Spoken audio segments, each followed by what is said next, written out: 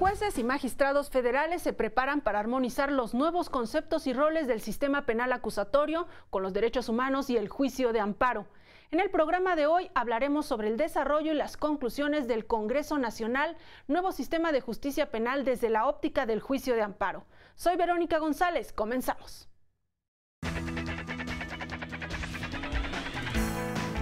Extiendo a todos ustedes la más cordial bienvenida a este Congreso Nacional denominado Nuevo Sistema de Justicia Penal desde la óptica del juicio de amparo, y se agrupará en 8 mesas de trabajo. Hasta hoy, la capacitación de los operadores es el recurso adecuado para realizar esta tarea también en condiciones óptimas. Estoy convencido de que estas reuniones acercan las opiniones de todos, el conocimiento y la oportunidad de intercambiar ideas, experiencias y pronósticos de cómo es lo que vamos a tener que hacer y cómo lo vamos a hacer. La reforma a nuestra ley fundamental realizada en 2008 no solo representa una modificación importante para el texto normativo constitucional, sino también un avance sustantivo en la forma y condiciones en que debe impartirse la justicia en materia penal. Veamos cómo cumple el Consejo de la Judicatura Federal su función de capacitar a los impartidores de justicia en materia penal. 400 magistrados y jueces federales, especialistas en materia penal, reunidos para analizar los problemas que enfrentan al resolver juicios de amparo dentro del nuevo sistema penal acusatorio. Ellos conforman la segunda instancia, son quienes revisan las impugnaciones que se presentan durante el procedimiento oral. Los principios que rigen este sistema tienen que ser realidad, cambiando en muchas ocasiones la forma en que, al menos quienes tenemos más años en esto, percibimos el sistema como algo que venía de muchos años atrás y que ahora implica un gran cambio de mentalidad desde el fondo de nuestras propias ideas para poder echar a andar efectivamente este nuevo sistema. El objetivo es cumplir en tiempo y forma con las obligaciones que la reforma penal impuso al Consejo de la Judicatura Federal. Y en nombre del Consejo de la Judicatura refrendamos el compromiso de continuar con la capacitación de todos los juzgadores involucrados en la operación del nuevo sistema de justicia penal. Así, el 29 de abril de este año resolvimos aprobar el punto de acuerdo relacionado con unas acciones para optimizar el Programa General de Capacitación y la consolidación del nuevo sistema de justicia penal federal. Una de estas acciones fue precisamente la organización de un Congreso Nacional, 2 días de trabajo, sesiones plenarias consecutivas en 8 mesas de análisis y debate. Las mesas fueron presididas por ministros de la Suprema Corte y consejeros de la Judicatura Federal. Participaron como ponentes jueces y magistrados. Este Congreso Nacional forma parte de las políticas públicas diseñadas por el ministro presidente Aguilar Morales para intensificar la capacitación de todos los funcionarios judiciales involucrados en la impartición de justicia penal. No solo representa una modificación importante para el texto normativo constitucional, sino también un avance sustantivo en la forma y condiciones en que debe impartirse la justicia en materia penal. El cambio es significativo y relevante, pues para su puesta en marcha se requiere de la modificación, del cambio de métodos de educación y de capacitación de quienes participen, así como la adaptación, construcción de recintos que permitan el desarrollo adecuado de los procesos y la participación del público. Así, la Judicatura Federal se prepara para asumir los retos del nuevo sistema penal acusatorio y para responder al reclamo social de una justicia más expedita y transparente. Y precisamente para hablar sobre este encuentro, este Congreso Nacional, nuevo sistema de justicia penal desde la óptica del juicio de amparo, está con nosotros Alfonso Pérez Daza, consejero de la Judicatura Federal. Bienvenido. Muchas gracias, un gusto estar en tu programa. Pues, ¿cómo es que surge esta idea de organizar este Congreso Nacional? Forma parte de la estrategia del Consejo de la Judicatura Federal para capacitar a los jueces y magistrados que estarán encargados de ver, en este caso, el amparo penal. Todos los que participaron en el Congreso tienen de alguna forma competencia para revisar en un amparo penal las resoluciones que se emitan en relación a este nuevo sistema de justicia penal acusatoria. Justo eso le iba a preguntar, ¿quiénes participan entonces? Jueces de distrito, magistrados de circuito, especialistas en la materia penal. Bueno, recordarás que no todos los circuitos del Poder Judicial de la Federación están especializados. Por ejemplo, en el Distrito Federal sí hay jueces de amparo penal, tribunales de unitario penal y colegiados en materia penal. Pero, por ejemplo, en el estado de Aguascalientes o en el estado de San Luis Potosí, no son circuitos especializados, de modo que los tribunales son mixtos o jueces de distrito mixto que les corresponde conocer de amparos civiles, laborales, administrativos y penales.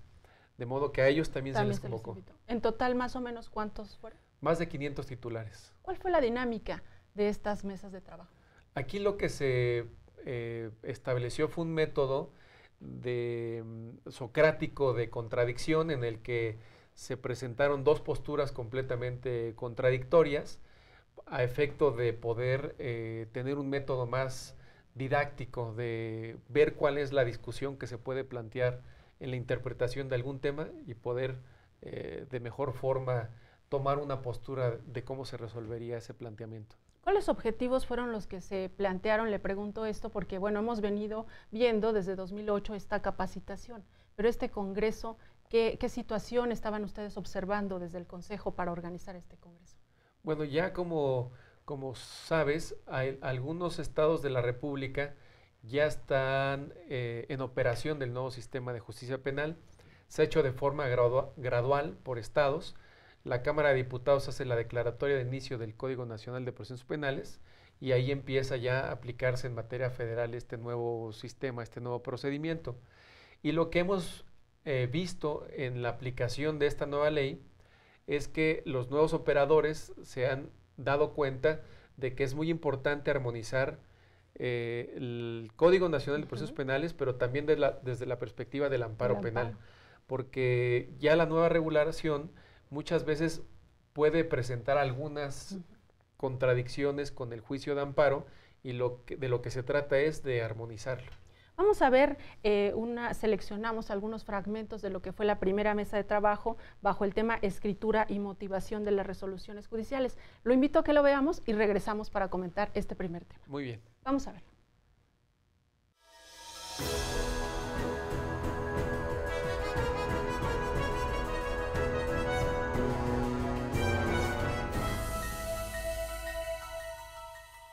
Esta reforma exige de cada uno de ustedes, de cada uno de nosotros, juzgadores federales, nuevas habilidades, apertura de mente, aprendizaje, actualización constante, sensibilidad, compromiso social renovados, y el ejercicio de estas habilidades habrá de ser la característica de esta 10ª época que ya se inició. Surge la siguiente interrogante: ¿cómo debe ser la constancia por escrito que se exige en determinadas resoluciones en la normatividad procesal emitida a propósito de tal proceso acusatorio? Los registros de esta fundamentación y motivación ya no es la escritura, es precisamente la oralidad establecida en los registros audiovisuales como medios tecnológicos. En que lo que se trata ahora, al acatar el mandamiento escrito que funde y motive, es quitarle peso a la formalidad y concentrarnos mejor en el peso de los argumentos. Tendrá que ser oral, pero también tendremos que respetar el mandato constitucional de mandamiento escrito, y tal como lo expresa el Código Nacional de Procedimientos Penales, en tratándose de algunas resoluciones como es la orden de aprehensión, el auto de vinculación a proceso, la sentencia misma. Queda claro que seguir con la escritura nos está generando, como en el arranque del sistema, en el ámbito federal, pero también en los estados, uno de los mayores problemas. En mi concepto, la exigencia legal de contar con un soporte escrito va en detrimento de los principios del nuevo sistema de justicia oral.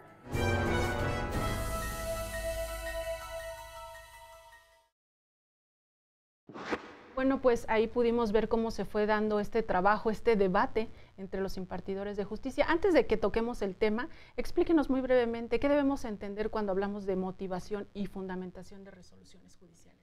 Bueno, el debate que acabamos de escuchar es en razón de que el Código Nacional de Procedimientos Penales prevé expresamente que el juez que dicta las sentencias de forma oral en materia penal ya no tiene que citar los artículos. Entonces, hemos tradicionalmente conocido jurisprudencias de la Suprema Corte de Justicia de la Nación que señalan que para que una resolución se entienda fundada y motivada, habría que precisar los artículos en los que se está apoyando la determinación. Aquí, por el contrario, la propia legislación prevé la posibilidad de que no se tengan que citar a menos de que alguna de las partes lo requiera. Pero esto tiene una explicación. Lo que se pretende es ahora que las decisiones de los jueces sean lo más claro posible para las partes. El que es el acusado o la víctima tiene que entenderlo. No es perito en derecho y generalmente tenemos unas resoluciones por escrito muy técnicas, muy difíciles de comprender. Y aparte les ocupaban muchas hojas, ¿no? Exactamente. De modo que ahora que lo que se pretende es tener una explicación clara para que se entienda por qué se está tomando una determinación, por qué se está considerando que está acreditado un delito o por qué hay un daño para la víctima que se tiene que reparar. Y esto es lo que ahora tenemos que entender que es una resolución oral y que esta resolución oral no tiene que tener la exigencia de los fundamentos y los argumentos como tradicionalmente lo venían haciendo. No se va a tener que hacer esta argumentación, esta fundamentación tan extensa, pero sí se va a entregar un escrito de lo que resuelve el juez de manera muy breve, ¿no? Se decía dejar un poco esa carga o esa extensión, pero sí tienen que fundamentar. No, yo creo que más bien la resolución es la que se dicta oralmente. Ahí es donde tienen que estar los argumentos que tiene que revisarse en el amparo. La constancia por escrito, que se prevé también en la legislación que se mencionaba por el magistrado Ricardo Ojeda Bojorquez, es una constancia en la que, desde mi punto de vista, es completamente accesoria. No es lo esencial, no es lo fundamental.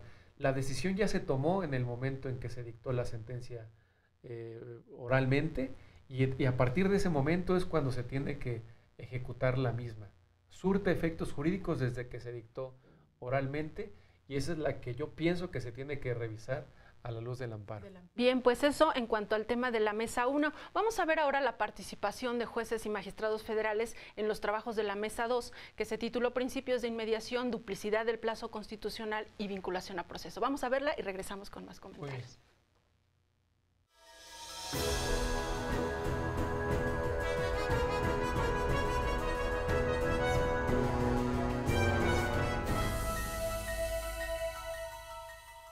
En la primera etapa, antes de que se dicte el auto de vinculación a proceso, va a haber necesariamente 2 audiencias cuando haya ampliación del término constitucional.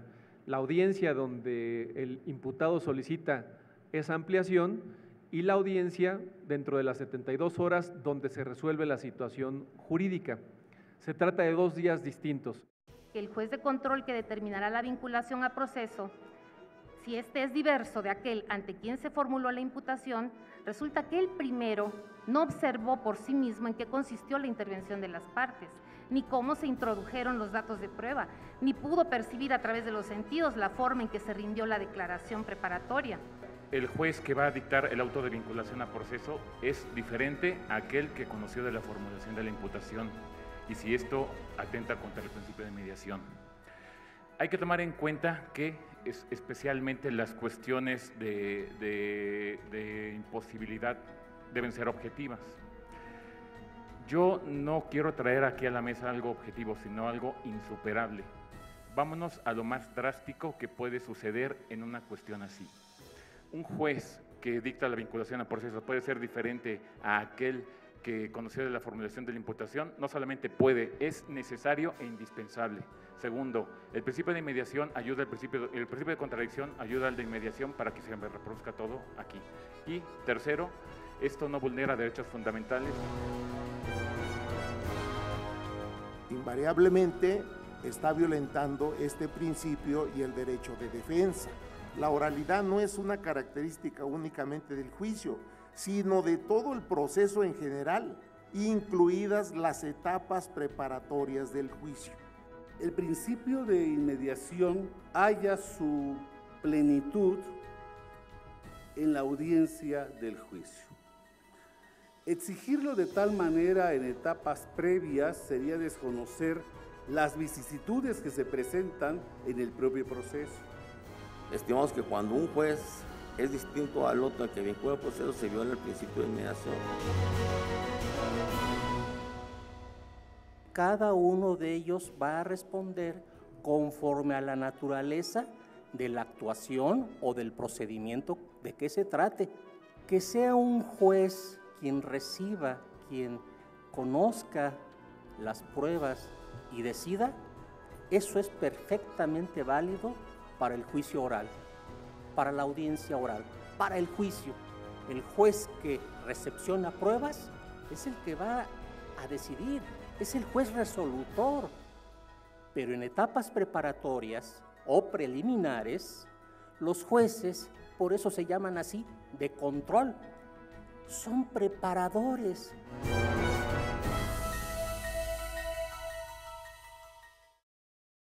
Bueno, pues ahí están las diferentes posturas. Justo eso es lo que vimos. Hay quienes consideran que sí se viola este principio de inmediación y otros que no. ¿Qué nos dice al respecto? Bueno, desde mi punto de vista, el debate fue muy interesante. Había argumentos que justificaban por qué tendría que concederse un amparo en el supuesto de que fuera un juez distinto el que resolviera la situación jurídica, diferente a quien había escuchado la imputación. Yo creo que es muy importante desde la perspectiva del amparo tomar en consideración que este sistema lo que pretende es una impartición de justicia más pronta y expedita. De modo que, ¿qué significa conceder un amparo y reponer una audiencia solamente para el efecto de que sea el mismo juez el que resuelva la situación jurídica? Yo creo que esta interpretación llevaría probablemente a congestionar el sistema, porque se estarían repitiendo audiencias por cuestiones formales. Yo creo que aquí, materialmente, estoy convencido de que no habría violación al principio de inmediación, porque aún en el supuesto que lo prevé la Constitución, que durante el plazo constitucional una de las partes, el imputado, pueda ofrecer pruebas, quien va a recibir las pruebas va a ser el mismo juez que va a resolver la situación jurídica. Es decir, no importa que sea el Ministerio Público el que formule la imputación y lo escuche un juez, y que sea otro juez distinto el que resuelva la situación jurídica, porque finalmente el escuchar la imputación no es lo que está relacionado con el principio de inmediación. La inmediación se refiere a la obtención directa de pruebas, la fuente directa de las pruebas que recibe directamente el juzgador para poder tener certeza respecto de lo que está resolviendo. El principio de inmediación es igual a que el juez tenga acceso a la fuente directa de la información. ¿De dónde se va a enterar el juez qué fue lo que pasó? ¿Dónde se cometió el delito o quién cometió el delito? Pues necesariamente va a ser por medio de referencias, de testimonios, de periciales, de documentos. De modo que es importante que la información la reciba directamente para tener convicción respecto de lo que va a resolver. Y en ese caso va a ser justo el que resuelva, el que está allegándose de estos métodos. Aquí también convendría como quizás a los abogados, ¿no? A la hora de estar asesorando a su cliente o el defensor público, hacerle ver cómo no conviene estar impugnando estas cosas que son de forma y no de fondo, porque alargan el procedimiento. Sí, y tampoco tienen... Bueno, pero aquí lo importante es que se discutió en el Congreso es si eso es violatorio de un principio constitucional. Desde mi punto de vista, no. Si un juez escucha la imputación en una audiencia y otro juez distinto es el que resuelve la situación jurídica, desde mi punto de vista no hay violación al principio de inmediación. Finalmente, como decía uno de los expositores, son etapas preliminares y donde realmente se va a ver un desahogo de prueba va a ser en el juicio. Es donde está diseñado el sistema para que sea solamente en el juicio donde se reciba la prueba directamente por parte del juez. También se habló en esta mesa sobre la vinculación a proceso. ¿Qué sucede ahí en cuanto al juicio de amparo? En cuanto al juicio de amparo... ¿Cómo armonizar esta parte? ¿Quién impugne la parte de la vinculación al proceso? Bueno, obviamente ahí va a seguir siendo una revisión como la que tradicionalmente conocemos. La diferencia es que ahora ya se exige constitucionalmente solo datos de prueba, a diferencia de lo que se exige en el sistema tradicional, que es acreditar la probable responsabilidad y el cuerpo del delito. Muy bien, vamos a hacer una pausa y regresamos con los trabajos de la Mesa 3. Muy bien, de acuerdo. No se vaya, estamos en el Consejo de la Judicatura hoy en este programa especial sobre el Congreso Nacional. Regresamos con más.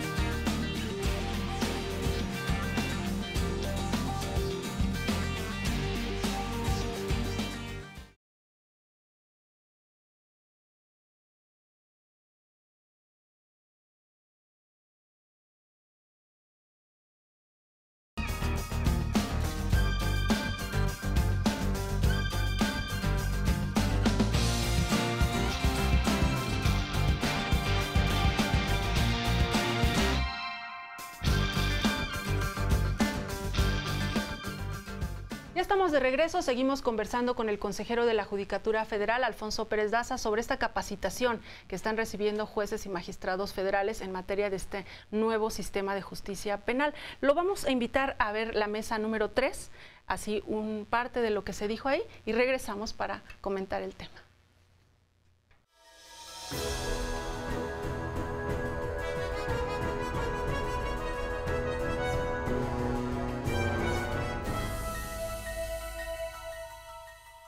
Cuando se fue formando lo que era el nuevo procedimiento penal, lo que fueron los proyectos de códigos, las figuras novedosas que traía consigo el nuevo sistema de justicia penal, si algo fue interesante, si algo fue no polémico, pero sí novedoso, fue el procedimiento abreviado.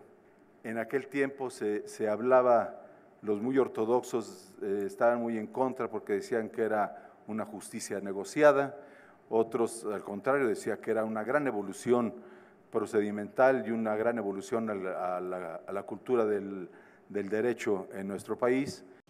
El procedimiento abreviado en una función de sistema, en una visión de sistema, tiene que ser una solución del conflicto real y efectiva, de modo que si no es así, porque es igual que el juicio, podría ocurrir que no se tome esta vía y el sistema podría terminar colapsándose si todo se va a juicio. Estimo que un juez de control precisamente es quien debe de explicar al imputado los alcances y consecuencias de su decisión y de manera directa cuestionarlo, a ver si entiende precisamente esa situación. ¿Es procedente la absolución? La respuesta casi obligada es que sí. El juez penal está en condiciones de lograr el esclarecimiento de los hechos y de concluir si es dable dictar sentencia condenatoria, por haberse demostrado plenamente la imputación. El Código Nacional no prevé, en mi opinión, interpretando sistemáticamente sus conceptos, la posibilidad de una sentencia de absolución, puesto que no tendría sentido. Parte de la crítica que se hace a esta postura es que se rompe con el principio de presunción de inocencia. Yo no creo que ocurra tal cosa, porque el principio, en sus 3 reglas, está latente en todo momento, pero se desvirtúa desde el momento que el propio inculpado o acusado acepta con estas condiciones la responsabilidad de sus actos. La negociación que las partes pudieran hacer en relación al derecho no pueden y no deben por qué vincular al juzgador.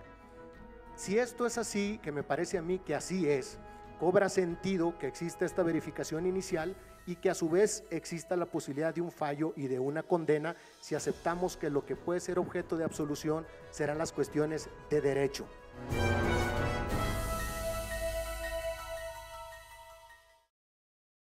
Bien, pues pudimos ver que en esta mesa el tema central fue el procedimiento abreviado y uno de los temas a debate fue la posibilidad de la absolución. Sí, hay un procedimiento que la Constitución lo califica como una salida alterna, como una forma anticipada de terminación del conflicto.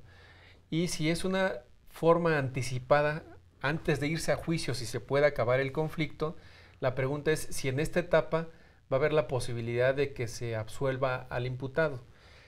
Yo pienso que no es así, porque hay un elemento que faltó en el debate que acabamos de escuchar, que es lo relacionado a que para que haya un procedimiento abreviado, en realidad la ley lo que prevé es un beneficio para el inculpado. El beneficio consiste en que se te va a reducir la pena si tú aceptas haber cometido el delito. Es decir, si hay confesión, entonces por haber confesado, por tú aceptar tu responsabilidad, la legislación prevé un beneficio. Y el beneficio es que se te puede aplicar hasta la mitad de la pena o hasta una tercera parte de la pena. De modo que si no hubiera un beneficio de aplicación de la pena, nadie confesaría. O sea, el presupuesto de que haya un procedimiento abreviado es saber que el inculpado va a confesar. Pero la única explicación por la que confiesa es porque la ley le ofrece que le va a atenuar la sanción. Si no existiera este beneficio de sanción, nadie iría a un procedimiento abreviado. Entonces, esta etapa no es para que se analice si hay o no hay delito. No, aquí se parte del supuesto de que el propio inculpado está reconociendo que cometió un delito y es una etapa en la que le beneficia al imputado. Claro, la víctima es la que se podría oponer porque ella tendría todo el derecho del mundo de reclamar por qué le vas a reducir la pena al inculpado si es que me cometió el delito. Bueno. ¿Y en esos casos qué sucede si la víctima objeta? Aquí la posibilidad de que haya una solución es porque el imputado le va a ofrecer el pago de la reparación del daño.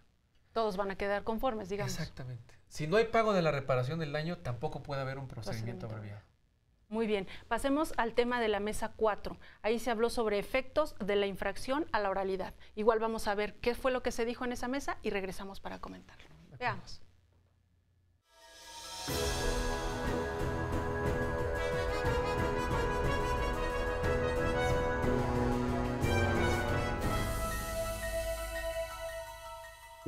El nuevo paradigma constitucional derivado de la reforma en materia de derechos humanos y de juicio de amparo, la reforma al sistema penal acusatorio, entre otras, implican que todos los juristas mexicanos y particularmente los jueces cambiemos nuestras formas de entender y de apreciar el derecho. La base del sistema es el procedimiento oral. Y si no se respeta el procedimiento oral y si esa consecuencia termina en autovinculación, se tiene que declarar nulo todo. Si bien es cierto, se puede transgredir la oralidad en las etapas previas al juicio, esto no tiene que ver con una concesión directa de un amparo simplemente por ese hecho. A partir de esto yo concluyo que para formular la imputación es innecesario leer las constancias de la carpeta de investigación como sucedió en el caso. Pero hacerlo yo creo que no necesariamente constituye una violación a la característica de oralidad.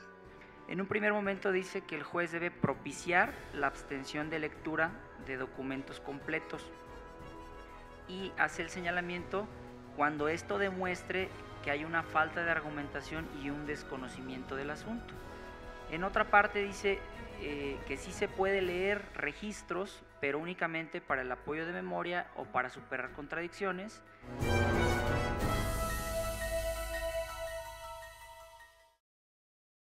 Como veíamos en la pieza, aquí en esta mesa se habló sobre la procedencia del juicio de amparo por una presunta violación al principio de oralidad. Aunque aquí el debate fue muy claro, mayoritariamente los ponentes expusieron muy bien, de forma muy clara, que el hecho de que el Ministerio Público lea un documento en una audiencia no necesariamente significa que hay violación al principio de oralidad y mucho menos implica que se tenga que conceder un amparo por esta causa. Por esta causa. Y yo creo que la razón, una de las principales razones que expusieron es porque fundamentalmente la oralidad es un instrumento que permite hacer efectivo los demás principios, el de publicidad, el de inmediación, etcétera. Pero no necesariamente per se es un principio constitucional que en sí mismo se pueda violar como equipararlo a la defensa adecuada, por ejemplo, que ahí sí sería un tema sustantivo. Es diferente. Es completamente diferente. Obviamente, mientras se implementa el sistema, mientras los operadores no todos están tan lo hábiles conocen, en eso. Va a haber circunstancias de que tendrá que haber algún apoyo para exponer, pero lo que se refiere a la oralidad fundamentalmente es que tenga que haber un debate entre las partes mediado por el juez en el que fundamentalmente se expongan las razones por las que se puede concluir que hay un delito o que hay una causa de justificación. Es decir, este es el modelo que se sigue actualmente para efecto de determinar una sentencia en materia penal. Muy bien, señor consejero, vamos a hacer una pausa y regresamos para comentar ahora el tema de la mesa 5. Con mucho gusto. No se vayan, regresamos con más. Estamos en el Consejo de la Judicatura hoy.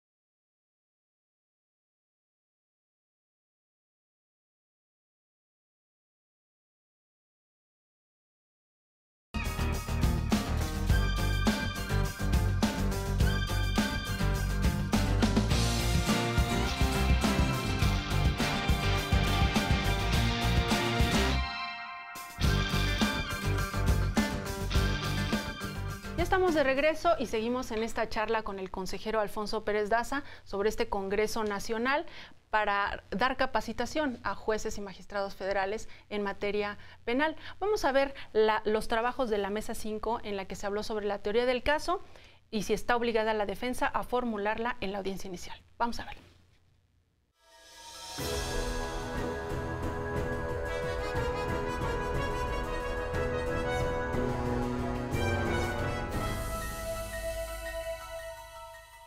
Y el tema es un tema interesante, el de la teoría del caso, si esta es o no una formalidad del procedimiento que tenga consecuencias para la reposición del procedimiento en el caso de que la defensa sea omisa en formularla. Este es interesante además porque es motivo de una contradicción de tesis que está pendiente de resolverse en la primera sala de la Suprema Corte de Justicia de la Nación.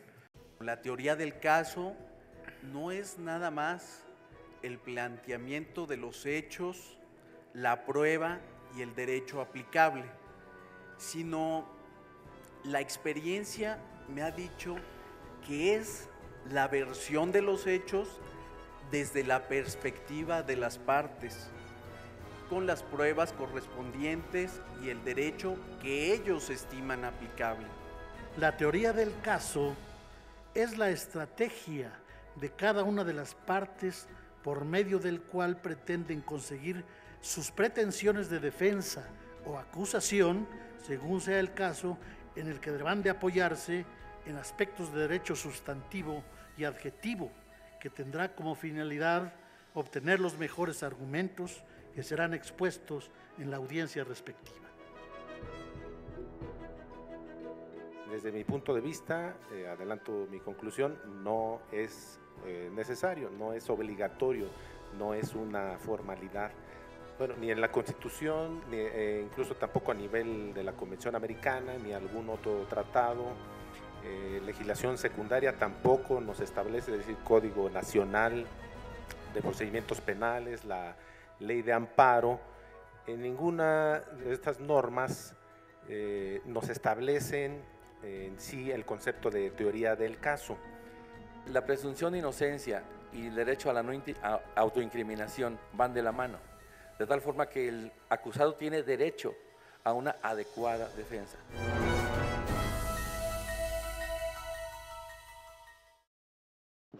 Bien, pues veíamos ahí cómo se fue dando el debate. ¿Cuál es la problemática que se está enfrentando en cuanto a este tema de la teoría del caso? Lo que se discutió en esa mesa de trabajo es si la teoría del caso está directamente relacionada con el derecho a la defensa adecuada. Desde mi punto de vista, son dos temas completamente distintos.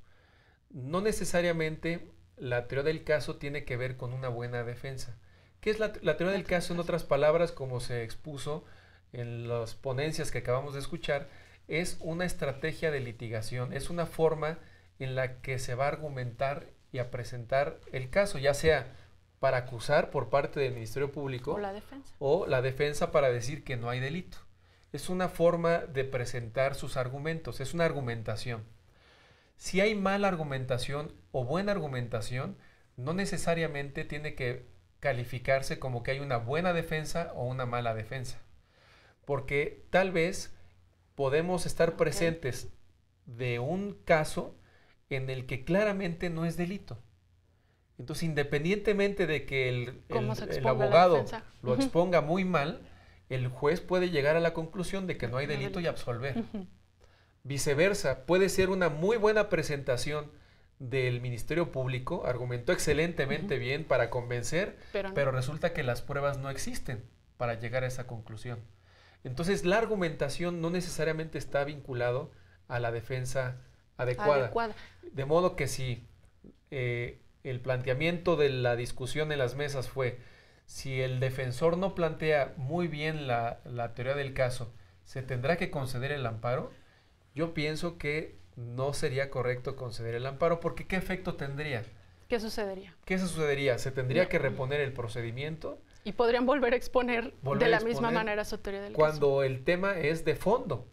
El tema es ver si hay o no hay delitos, si las pruebas lo acreditan o no lo acreditan, independientemente de la forma en la que lo hayan expuesto las partes. Y un amparo en este momento, como nos comentaba anteriormente, solamente alargaría el proceso, no le daría pues ninguna ventaja a ninguna de las partes. Sí, no olvidemos que aquí en México no tenemos el jurado popular. Si hubiera un jurado popular como en Estados Unidos, donde el convencer, el argumentar fuera lo eficaz para obtener un resultado favorable, entonces yo pienso que sí tendría un contenido más importante en la teoría del caso, porque entonces si la estrategia es convencer y convences al jurado de que te absuelva, entonces si el defensor no es muy bueno argumentando, podría tener un resultado, un resultado material. Pero aquí no tenemos un jurado, aquí quien va a resolver es el juez.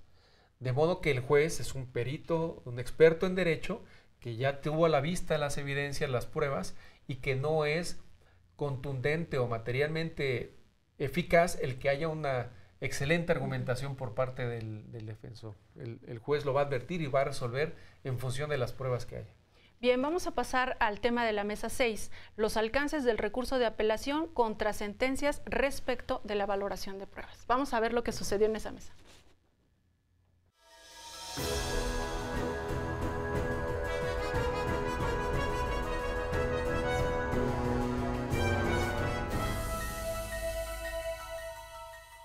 Quien habrá de tomar decisión en torno al asunto, vive directamente todos los acontecimientos del mismo, percibe reacciones, captura incidencias.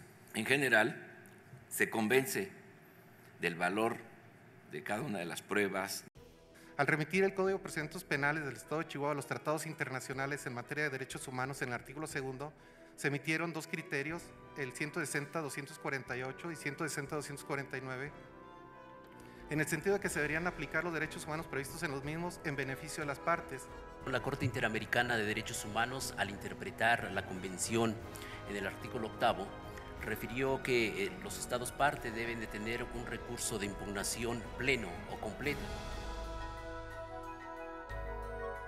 Habría toda una discusión de si es una apelación restringida, de si es una casación ampliada, habrá que discutir sobre la naturaleza jurídica del recurso. El hecho es de que llamado apelación, nos dice el Código Nacional de Procedimientos Penales, que procede en relación a aquellas consideraciones en la misma, distintas a la valoración de la prueba, siempre y cuando no comprometan el principio de inmediación o bien aquellos actos que impliquen una violación grave del debido proceso. Realmente el recurso de apelación contra las sentencias está acotado, está limitado y no tiene la amplitud que muchos podrían pensar. Y todo lo sustentan, como se ha venido ya comentando en esta mesa, con base en ese principio de inmediación. Tendríamos que tener en cuenta que esa desaplicación conlleve necesariamente a un beneficio para la persona. Es decir, que previo examen, el Tribunal de Apelación advierta que las pruebas desahogadas en el juicio fueron valoradas de manera incorrecta y que trascienden en el sentido de la decisión.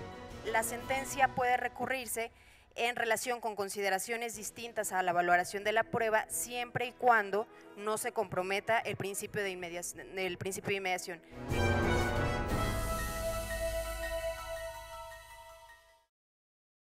Bien, entonces hablando sobre respecto a la valoración de las pruebas, ¿cómo se hacía en el sistema tradicional y cómo opera ahora esa apelación o esa impugnación? Bueno, recordarás que ahora cuando se dicta una sentencia en el sistema tradicional, una sentencia condenatoria, el inculpado tiene posibilidad de presentar el recurso de apelación y la segunda instancia tiene la facultad del Tribunal Unitario en materia penal de poderse incluso sustituir en la valoración de las pruebas, es decir, poder volver a revisar un testimonio o una pericial y poder concluir que el juez de primera instancia no la valoró adecuadamente y poder cambiar el sentido de la determinación.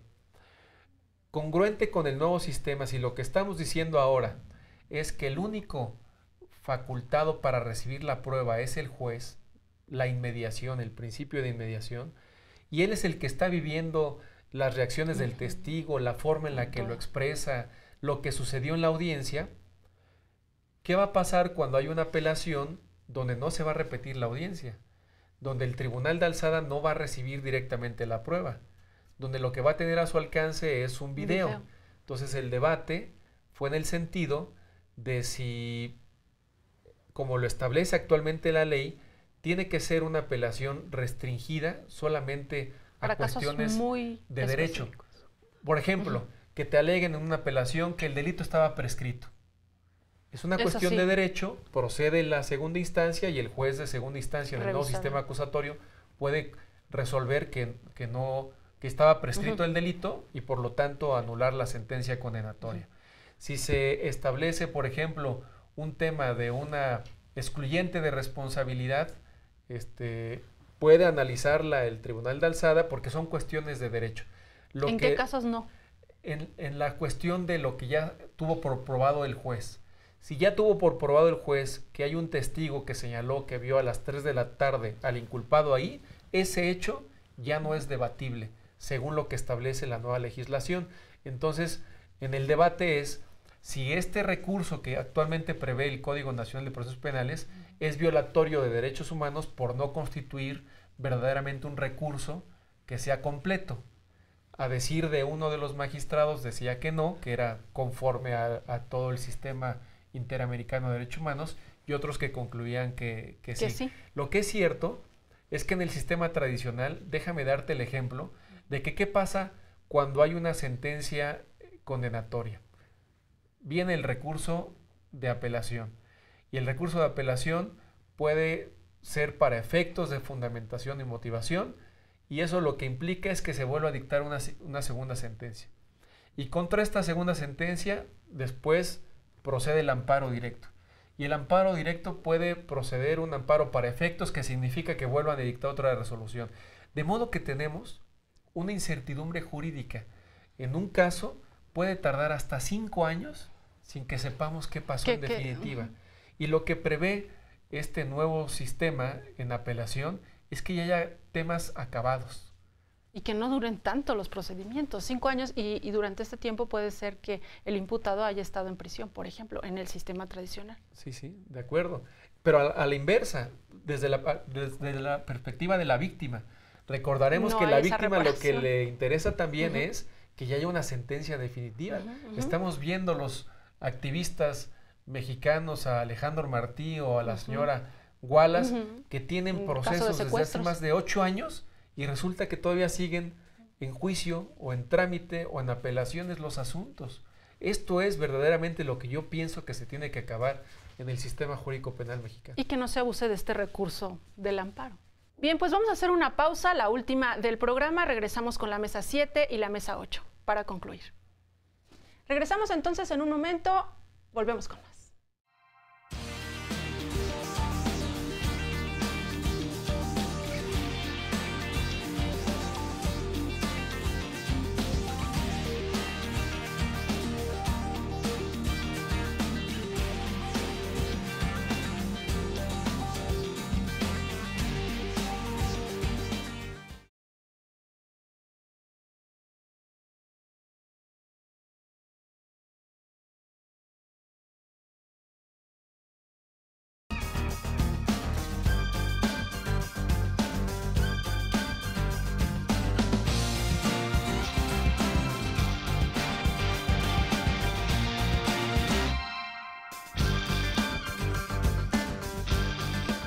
Vamos a ver entonces cuál fue la participación de jueces y magistrados en esta mesa número 7, interacción del principio de contradicción y suplencia de la queja.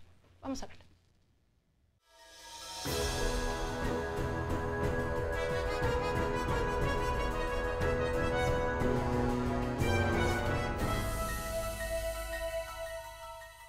Aquí el punto a reflexionar es si vamos a aplicar, como tenemos que hacerlo porque está previsto en la ley, en los amparos, la suplencia de la deficiencia de la queja en favor del procesado o sentenciado, ¿qué vamos a hacer también con los criterios que se han venido desarrollando, sobre todo en la 10ª época, respecto del papel de la víctima?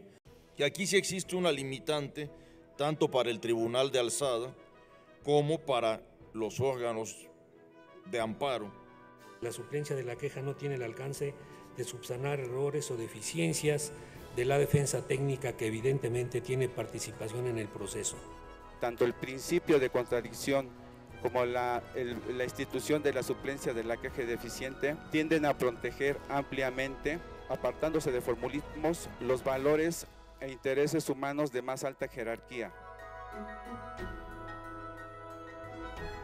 En el amparo nosotros no podemos desvirtuar o desnaturalizar lo que es parte ya integral y parte desde un punto de vista constitucional y convencional del nuevo proceso penal.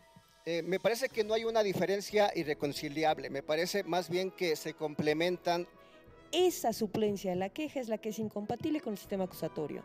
Creo que los casos en los que la suplencia es completamente válida son pruebas ilícitas en sí mismas, en su desahogo, en su naturaleza, cuando van en contra de los propios principios.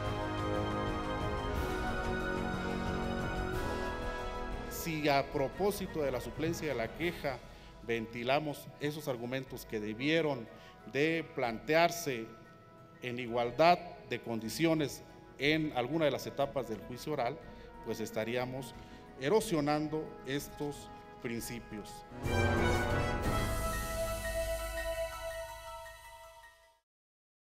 Bien, pues pudimos ver en la pieza cómo se fue dando el debate. Explíquenos, consejero, brevemente en qué consiste este principio de contradicción y cómo se fue dando el debate. Sí, fundamentalmente lo que significa es que tiene que haber una igualdad entre la defensa del imputado que hace, pero también los derechos de la víctima o el ofendido. Entonces, tiene que tener las mismas posibilidades de ofertar pruebas y de hacer argumentos. El problema radica en que si una de las dos partes se va al juicio de amparo, la suplencia de la queja tradicionalmente lo que conocemos es la posibilidad de que tiene el juez de amparo la facultad de corregir un error judicial, aunque no se lo aleguen las partes. Entonces, si advierte algo que le beneficia al imputado, digamos que le ayuda, le ofrece que le ayuda, que le reduce la pena porque hicieron mal la indemnización de la pena y no lo argumentó el defensor abogado en el amparo, se lo suplen, se lo corrigen de oficio. Pero al hacer eso, pues estás dejando desprotegido a la víctima. Entonces, el conflicto ahora es que si va a haber suplencia para una de las partes, estás dejando en desigualdad a la otra de las partes y ya no va a haber contradicción porque supongamos ya hay jurisprudencia para el sistema tradicional obligatoria de la Corte que dice que en un juicio de amparo indirecto en materia penal contra una orden de aprehensión se puede ofrecer pruebas. Pero aquí en el nuevo sistema lo que se dice es que las pruebas que se ofrezcan sean en presencia de las dos partes. Incluso hay artículo expreso que dice que el juez del proceso penal acusatorio no puede recibir a un defensor si no está presente el asesor jurídico de la víctima o la otra parte, o el Ministerio Público. Aunque sea en corto, digamos, ¿no? Sí, tienen que estar los dos. Para que haya igualdad de defensa de las dos posturas. Y si algo se desahoga del amparo sin una de las partes, si eso es violatorio del principio de contradicción. ¿Cómo armonizar el juicio de amparo mexicano con este nuevo algo sistema? Muy complejo, por eso se hablaba por parte de alguno de los magistrados que sería la suplencia pero acotada, ¿no? Exactamente. O alguien decía que pues, se podría armonizar porque al mismo tiempo en que se advierte una violación constitucional, pues estaría viendo la posibilidad también de tomar en consideración a la víctima. Para que se le diera esta oportunidad. Finalmente, pasemos a los trabajos de la Mesa 8, amparo indirecto contra el auto de vinculación. Igual vamos a ver lo que se comentó y regresamos finalmente para concluir con esta entrevista. Muy bien. Veamos.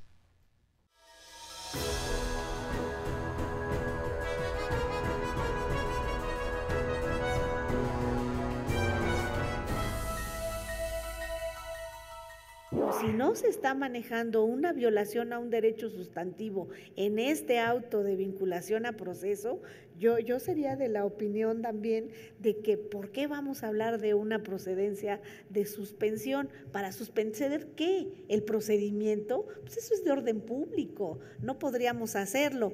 Por supuesto que acudimos a la fuente constitucional. Esa fuente constitucional que es el artículo 19.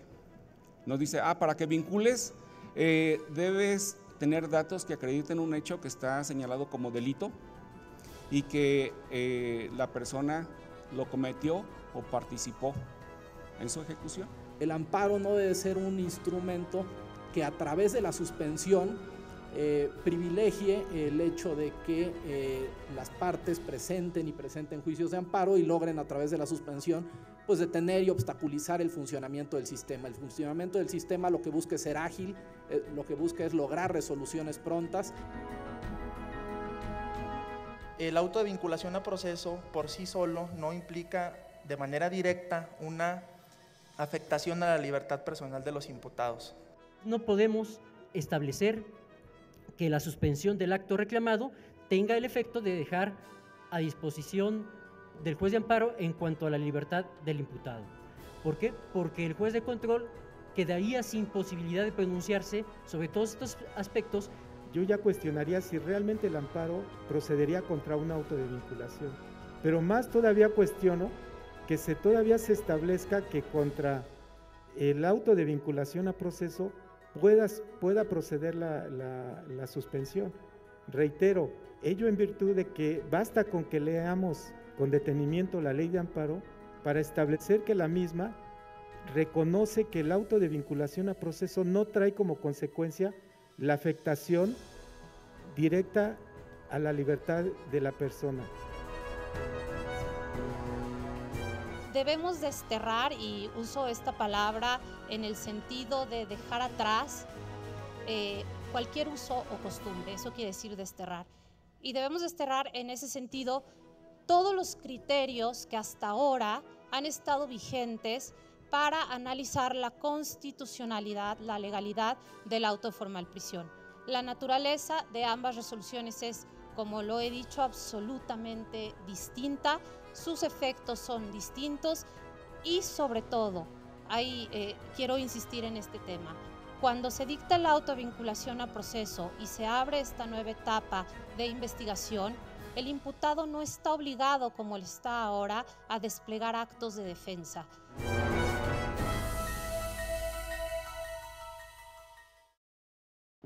Bien, pues esta fue la última mesa de este Congreso Nacional. ¿Qué retos enfrentan los juzgadores en cuanto al tema del amparo indirecto cuando se impugna el auto de vinculación a proceso?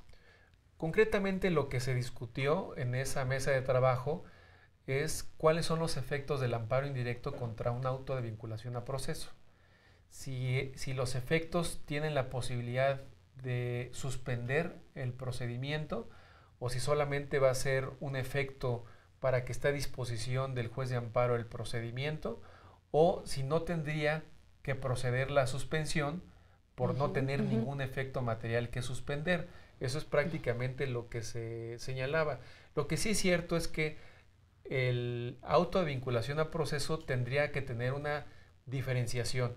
Habrá algunos que no tengan necesariamente la prisión oficiosa, la prisión preventiva enfrente oficiosa. Su proceso en libertad. Que enfrente su proceso en libertad. Entonces, en ese caso, ¿qué efecto material tendría una vinculación a proceso? Unos de los que expusieron decían que materialmente no había ningún efecto jurídico que afectara al que pudiera imputado, impugnar, que se pudiera quejar, nada, porque está en libertad. Pudiera suspender. Entonces, por eso concluían que no era procedente la suspensión contra el auto de vinculación a proceso. Y lo que expuso la ministra Margarita Luna Ramos, que puso el dedo en la llaga, fue qué vinculación tiene la medida cautelar de la prisión preventiva oficiosa, o cuando se determine prisión preventiva, qué efectos tiene esa medida cautelar en relación al auto de vinculación a proceso. Es decir, si desaparece el auto de vinculación a proceso, desaparece la medida cautelar, y si es así, pues entonces tendría un efecto la suspensión en el amparo. Si no tienen vinculación, entonces sería la misma conclusión, no tendría ningún efecto el amparo. Consejero, a manera de conclusión sobre este trabajo, sobre estas 8 mesas, este Congreso Nacional, pudimos ver que hay diferentes criterios. ¿Cómo va a ser el Consejo de la Judicatura Federal para que se vayan armonizando? ¿De qué manera el justiciable tiene esa certeza de que se van a ir tomando decisiones congruentes con lo que se trata este nuevo sistema de justicia penal? Lo que le corresponde al Consejo de la Judicatura Federal es el tema de la capacitación. Darle a los instrumentos, a los órganos, a los titulares de los órganos originales para que hagan mejor su trabajo. Pero ya la parte de las decisiones que tomen, cada uno de ellos en su independencia judicial, pues tendrá la libertad de resolver lo que en derecho corresponda, lo que ellos tengan en sus expedientes, pero el procedimiento de justicia, para que tengamos una certidumbre jurídica, lo que mejor conviene a todos los mexicanos es que haya jurisprudencia, es decir, que haya interpretaciones obligatorias para que tengamos claro qué es lo que tenemos que resolver en cada uno de los temas que vimos en debate en el Congreso. De modo que ahí la recomendación, como se hizo ese día, es que los titulares emitan sus tesis, sus jurisprudencias, que denuncien las contradicciones con otros tribunales y que a la mayor brevedad posible la primera sala de la Suprema Corte de Justicia, que es la que le compete en la materia penal, resuelva en definitiva todos esos temas. Mientras más rápido, mejor para todos los operadores del sistema de justicia penal. Doctor Alfonso Pérez Daza, consejero de la Judicatura Federal, como siempre, un placer que nos visite y conversar con usted. Gracias por invitarme, un saludo a tu auditorio. Bien, pues eso es todo por el momento. Agradecemos su atención. Lo esperamos la próxima semana con más sentencias, información de las actividades de la Judicatura Federal. Hasta la próxima.